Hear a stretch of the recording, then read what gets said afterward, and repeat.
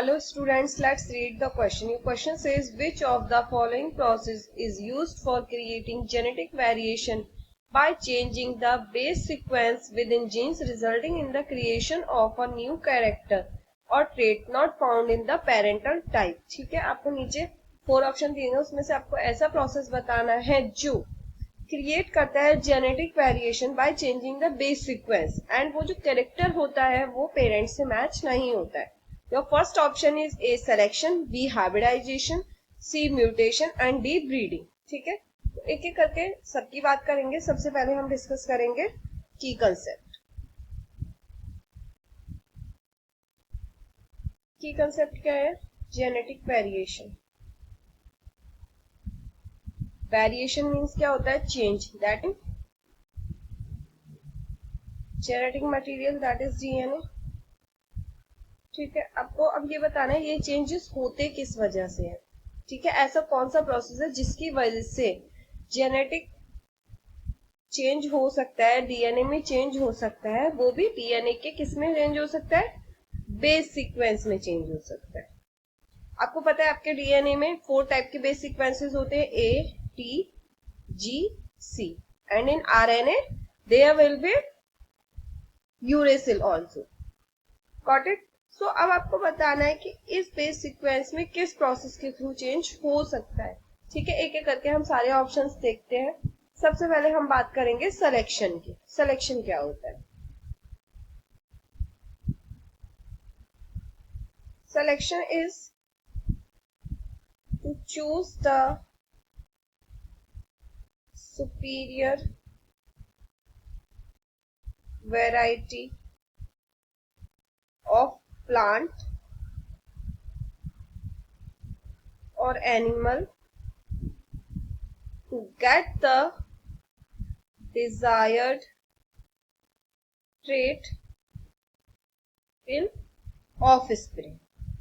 That is called selection. That means कि breeders जो variety choose करते हैं, फाइंड करते हैं कौन सी वैरायटी उन्हें चाहिए जिसकी वजह से, जिनकी आपस में मीटिंग कराने की वजह से उन्हें डिजायर्ड ट्रेट मिल सके ऑफिसली में. That process is called selection. Hence your option A will not be your correct answer. Now come to the B. B option is hybridization. अब हम हाइब्रिडाइजेशन देखते हैं. हाइब्रिडाइजेशन क्या होता है basically? Hybridization, it is the process of crossing between genetically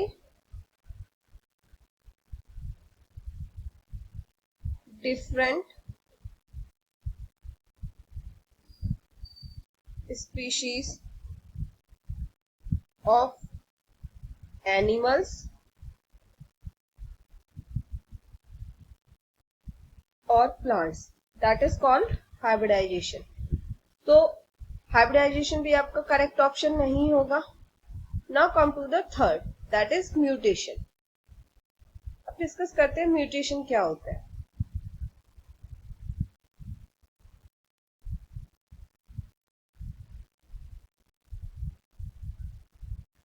mutation basically change होता है आपके जेनेटिक मटेरियल में, और ये आर्टिफिशियल भी हो सकता है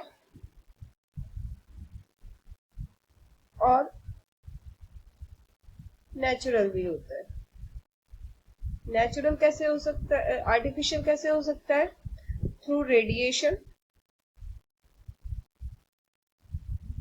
और केमिकल्स. ठीक है, एग्जाम्पल से समझते हैं म्यूटेशन कैसे होती है.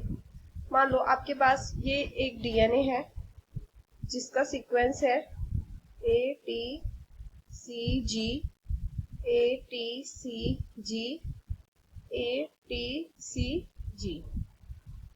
ठीक है, यहाँ पे इसके अपोजिट आ गया T A G C, T A G C, T A G C. आपको पता होगा जो बेस पेयर्स की पेयरिंग होती है ए की टी से होती है और सी की जी से होती है, इतना सबको पता है. अब म्यूटेशन की वजह से क्या होता है कि मान लो म्यूटेशन हुई और यहाँ पे जी की जगह सी हो गया। अब सी तो सी से बाइंड नहीं करेगा, तो यहाँ पे क्या हो जाएगा, जी हो जाएगा। और ये क्या हो गया, बेस सीक्वेंस में चेंज हो गया।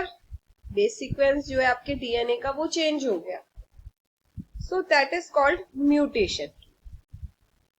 जब ये बेस सीक्वेंस चेंज हो गया, ठीक है, सो इससे जो आपकी प्रोटीन बनेगी, बेस सीक्वेंस चेंज होने की वजह से जो प्रोटीन बनेगी वो भी चेंज्ड प्रोटीन बनेगी। एंड ये जो प्रोटीन कैरेक्टर शो करेगी, डिफरेंट ट्रेट शो करेगी from parental trait. That means आपकी जो ऑफ स्प्रिंग में इस चेंज की वजह से चेंज आएगा, वो पेरेंट्स के कैरेक्टर से मैच नहीं होता होगा। That is called mutation. And अब आपको समझ में आ गया होगा, म्यूटेशन जो है बेस सीक्वेंस में अगर चेंज करना हो तो म्यूटेशन के थ्रू चेंज हो सकता है। तो C is your correct option. Now come to the D. What is breeding? Breeding क्या होती है?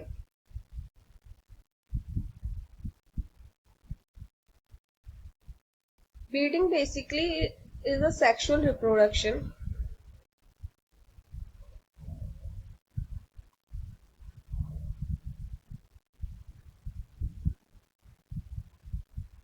that is used to produce offspring by plants and animals especially.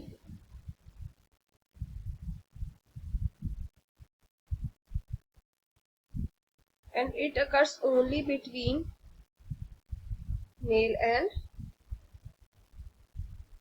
female. So D भी आपका आंसर नहीं होगा. Your answer will be option C, that is mutation. I hope you understood this well. Best of luck.